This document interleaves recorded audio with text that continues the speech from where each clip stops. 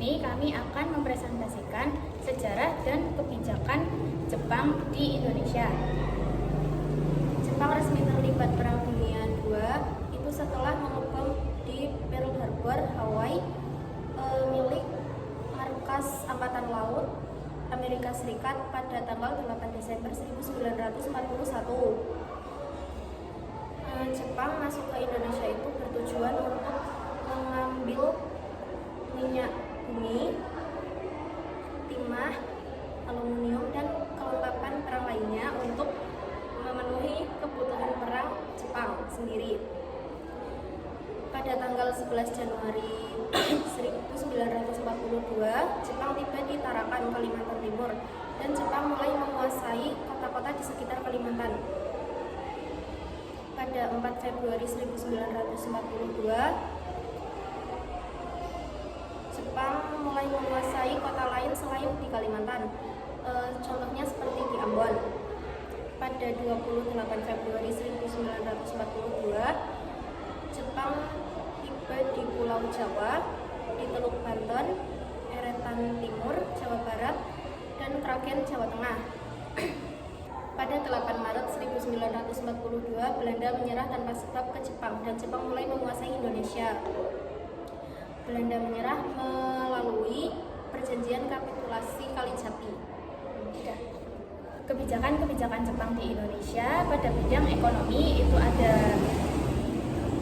menerapkan romusa atau kerja paksa dan mengeksploitasi hasil-hasil bumi dari Indonesia untuk kebutuhan perang mereka, serta menerapkan sistem autarki, yaitu untuk mencapai swasembada pangan dan mengurangi ketergantungan pada impor. Pada bidang politik, Jepang melarang rakyat Indonesia untuk membentuk partai politik, namun Jepang membentuk BPUPKI, Jawa Hokokai, dan Putra untuk menarik simpati masyarakat Indonesia. Lalu membentuk pemerintahan boneka, yaitu secara de jure Indonesia merdeka, namun secara de facto Indonesia masih dipegang oleh Jepang. Lalu Jepang juga menghapus pemerintahan kolonial Belanda dan diganti oleh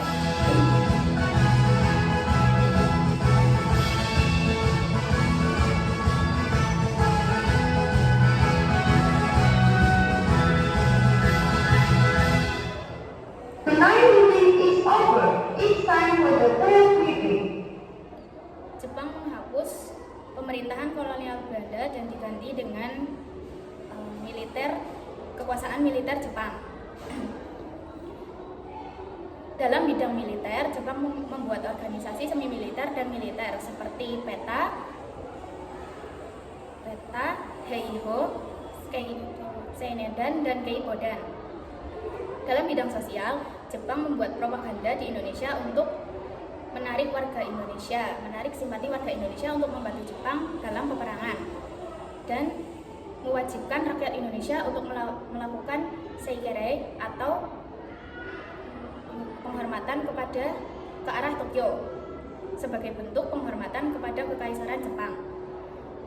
Setelah menguasai Indonesia, Jepang akhirnya kalah dari sekutu pada tahun 1945 dikarenakan beberapa faktor. Yang pertama yaitu dari peperangan sebelumnya Jepang sudah terus-menerus kalah.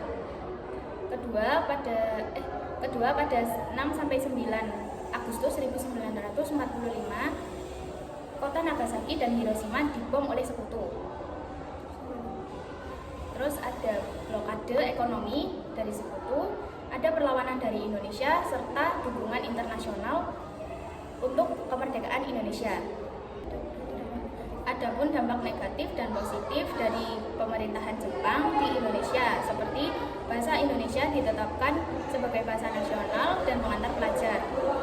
Ada propaganda anti Belanda yang menumbuhkan sikap nasionalisme Indonesia, dan pelatihan kemiliteran dari Jepang itu untuk menjadi bekal pada saat Indonesia menghadapi peperangan. Untuk dampak negatifnya ada penguasaan kebun dan pertanian, pengawasan terhadap pendidikan, dan rakyat menjadi lebih sengsara. Dari pembahasan yang tadi, kesimpulannya adalah setelah Perang Dunia Kedua, Jepang masuk ke Indonesia itu untuk untuk memanfaatkan sumber daya alam dan tenaga kerja rakyat Indonesia untuk kebutuhan mereka sendiri. Dan walaupun kebijakan Jepang itu memberikan penderitaan kepada rakyat Indonesia, namun itu juga memberikan rasa sadar dan semangat nasionalisme Indonesia untuk selalu memperjuangkan kemerdekaan, seperti Jepang membuat organisasi BPUPKI dan PETA. Dan Indonesia memanfaatkan momen tersebut, momen pada saat Jepang menyerah, untuk memproklamasikan kemerdekaan pada 17 Agustus 1945. Sekian presentasi dari kami, kurang dan lebihnya mohon maaf. Wassalamualaikum warahmatullahi wabarakatuh.